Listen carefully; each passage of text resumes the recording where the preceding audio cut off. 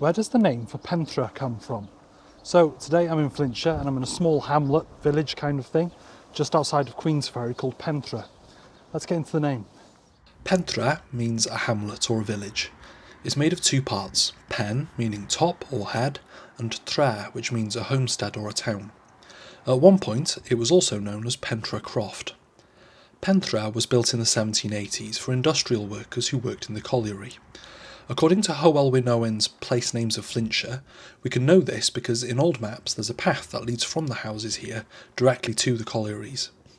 The name was decided because it was built for Welsh-speaking workers from Buckley and Mould, and this is backed up by name lists from the village at that time. So the name literally means village. Anyway, deal, thank you. Give us a like, give us a share and give us a subscribe. And if you want to support me on my quest to explain every place name in Wales, you can on my Patreon. The link's in my bio. Deal.